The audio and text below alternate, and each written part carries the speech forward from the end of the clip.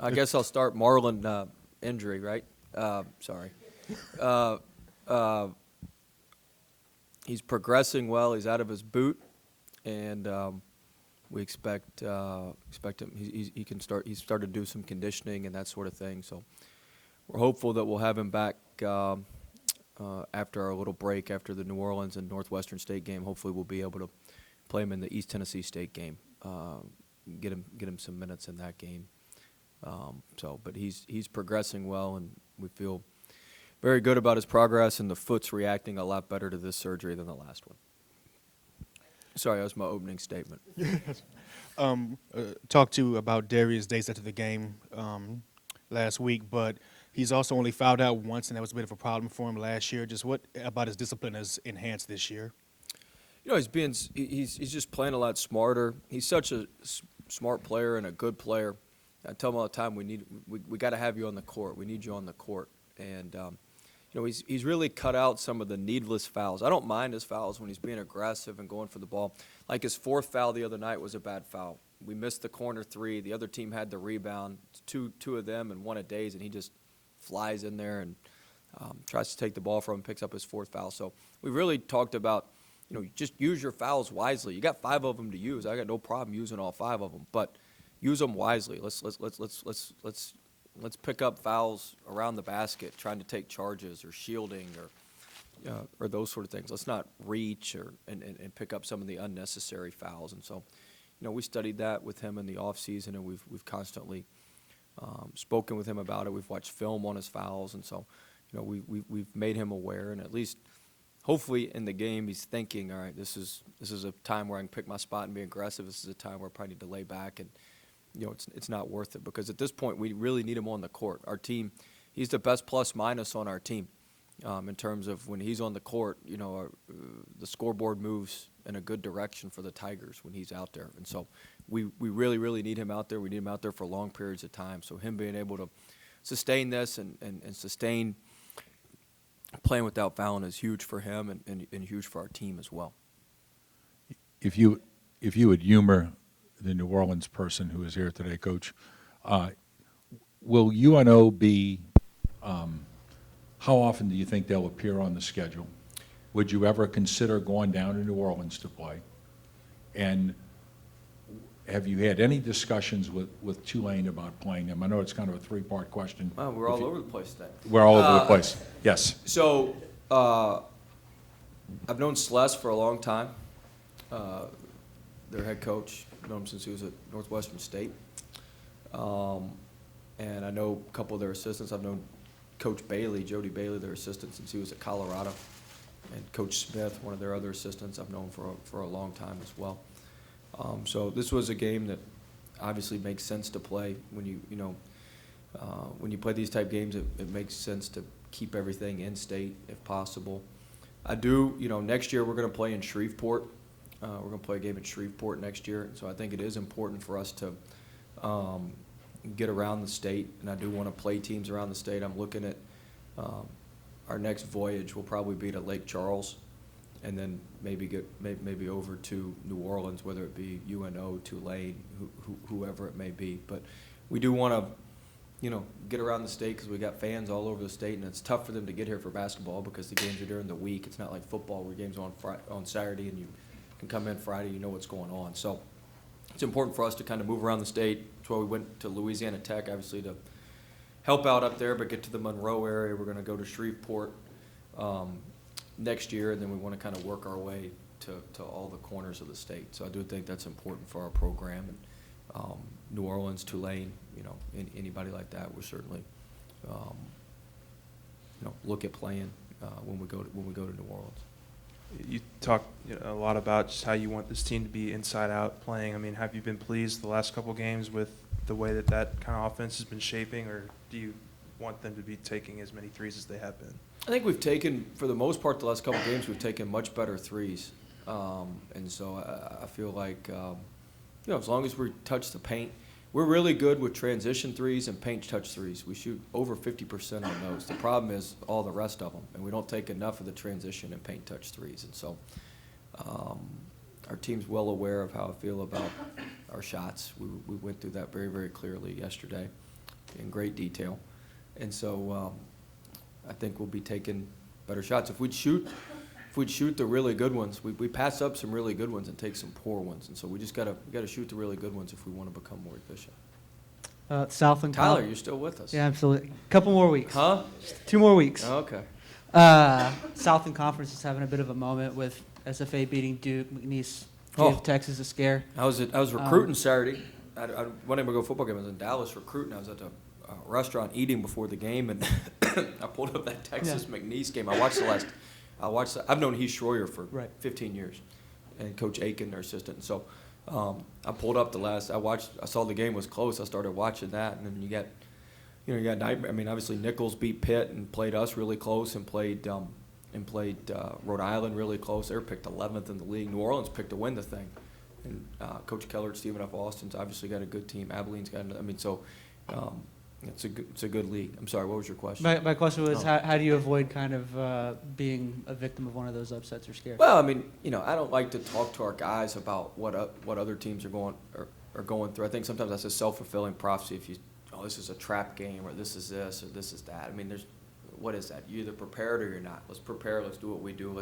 But you do have to be cognizant of the national landscape. That McNeese played a very, very tight game at Texas and had a 3 on the rim to win the game at the end of the game. The kid just missed it. The point guard just missed it. And obviously Stephen F. Austin played tremendously at Duke, and Nichols has played well, and other teams in the Southland have played well. So you got to be cognizant of that, but you don't want to put that in your guy's mind that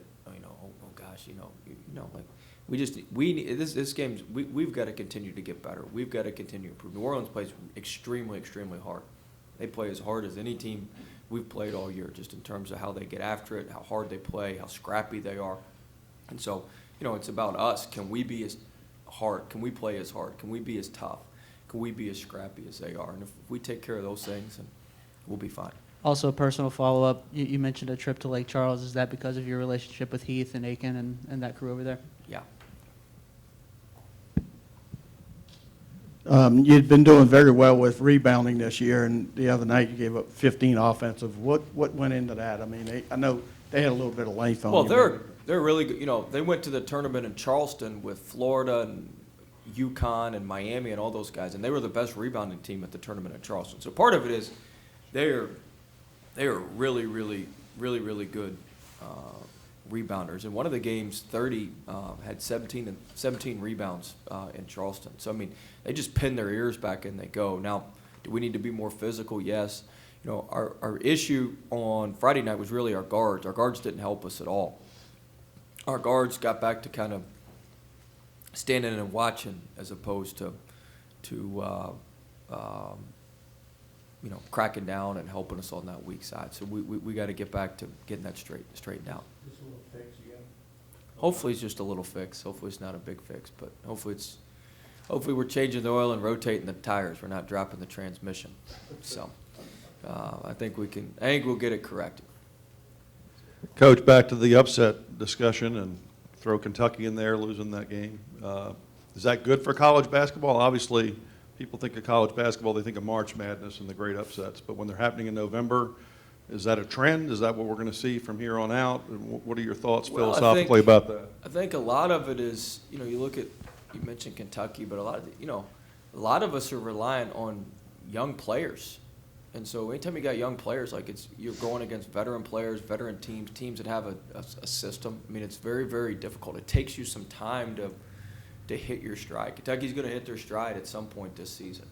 And we're playing better. We played better the other night than we've played, and we're going to continue to get better. But we hadn't hit our stride yet because we got younger. We're starting trending. We're playing Charles Manning a lot of minutes. This is a major difference. James Bishop's come in and had some good moments for us, and he's going to have some really good moments for us this year. But it takes some time. And even, you look at Days, he's a sophomore. He only played 15 minutes a game last year. Emmett's adjusting to a new role. Javonte's adjusting to a brand new role. Skylar's, it's different. Skylar was kind of,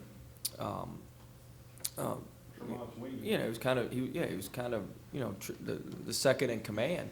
And now you're the lead dog. It's a little bit different. So it just takes there's so much more turnover with the high majors and the rosters and the program. You know, it just takes you a little bit longer to figure things out. Like I think the last week I've figured out a lot about our team. I think I've got the way we need to play. I think we're gonna have to be we're gonna have to play a little bit more zone than we've played in the past, which I'm not a huge zone guy, but that's what works for our group. Our zone numbers are tremendous. And so I think when you're playing older veteran teams that have played together, teams that have been around, you know, it opens you up for the possibility of getting upset. It opens you up for, you know, those guys are just more mature. They understand the flow of the game, how things go. And, you know, sometimes you need that to grow and get better as a group. Now, we don't want to learn those lessons if we can help it, but sometimes you need that to get better. You talked about Javonte's new role. How's the last couple of games maybe helped him feel it out a little bit more? Well, I thought he was much more steady the last couple of games. Obviously, 9 assists, 1 turnover on Friday night against Missouri State. It was a good team. Missouri State's going to win a lot of games. They're picked to win their league. They're going to win a lot of games. But I think Javonte's just settling in. It's different. You know, I was telling somebody the other day, people forget, you know, Tremont was averaging over 5 turnovers a game at the beginning of the season last year.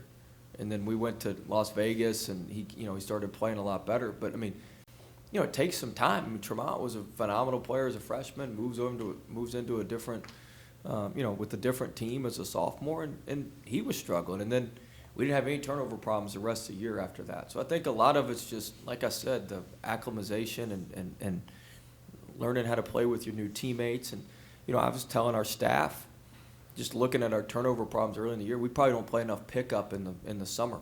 Like we do so much where we're doing individual skill instruction and we're doing some team, like we don't play enough pickup. Like they need to play more together and play more pickup so they know, like there's some things we probably need to adjust with our off-season program to help with all this. I'm always trying to think like, all right, here's the issue. We've had this issue a couple straight years. Well, why? What can we do to fix it? Like that's just an idea I have. And so I think we'll be fine. I think he's a great player. He's a talented player, and he's going to be a leader and a really, really good player for us all season. But it's just taking some time.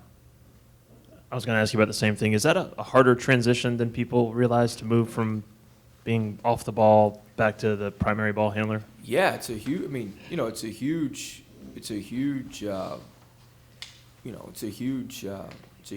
It'd be like being the Wildcat quarterback to moving to playing quarterback every down. Like you have a specialty package in for you, which he did. We played him at point guard some last year, but even the games where we played him at point, you know, we had a quick turn on that Tennessee because you know we were waiting. We had to change everything. You know, we had a package of like 7 to 8 plays that he was going to run at point guard that everybody knew was basically our base package, and it worked for a couple games because you know people didn't have time to adjust, but. You know, now he's got our whole playbook. You got to know where everybody's supposed to be. I tell him all the time, it's like conducting an orchestra. You know, you're not conducting a rock band. You got to have a little rhythm. You got to have a little rhythm to you, a little poise. And so, you know, he's done a good job, and it's a big time adjustment, and that's part of the reason. You know, as a staff and myself, we've been patient. We understand that it's an adjustment. Everybody thinks everything's going to happen overnight. And it's been different, but like I said, he's settled in. These last 2 games, he's played really, really well. He had 6 assists, 4. He's 15 assists, 5 turnovers the last 2 games. That's 3-to-1 assist to turnover ratio. We take that, and you knock 2 of the turnovers off at the end of Rhode Island when we were just, you know, I mean, we take 3 or 4-to-1 assist to turnover ratio every day of the week, and I think he's going to be able to deliver 3-to-1 the rest of the season for us. One more. Coach, when you look at your team, when do you kind of know what you have, or is that early in the Southeastern Conference season before maybe you think you have an idea of exactly what you are? Well, we're still waiting to get Marland back. We won't know till we get Marland back exactly how our full team, and we miss him. I mean, he brings an athleticism, he brings a defensive mindset, he brings a little bit of toughness to us. We miss him. We miss him, and I'm not an excuse maker, and but you know, we need him. We need him to win. There's a reason we put him in the starting lineup last year, and there's a reason we won a ton of games when he was. We're 21-3 when we put him in the starting lineup. So there's a reason, you know, he affects winning because there's just certain plays that he's the only guy that can make. And so to answer your question, it's going to take us a little while because, we got to get him back. It's not like when, we throw him out there against East Tennessee State, he's going to go play 30 minutes. I mean, we got to get him in shape. We got to get him ready. He's going to be on a minutes restriction, I would assume, early on. I haven't talked to the doctors about that. That's for Doc Winder. That's his call. But it's going to take us. It may be a couple games into SEC play before we've got our whole rotation and all our guys ready to go. But that's part of it, and hopefully by not, I always try to look at the bright side of things. We hadn't had Marlon, but it's allowed us to play Andre Hyatt some, and I know he hadn't made shots, but he's done a lot of other really good things. Our rebounding numbers are much better when he's on the court. He's really good in the middle of the zone. He's as good as we got in the zone offense. He gets in the middle of the zone. He can dime people up. He makes great plays, and so hopefully by not having Marlon, we wish we had him. We've been able to develop a little bit more depth with some of these other guys, and so when he comes back, we've got a little more belief and a little more work under our belt with some of these other guys.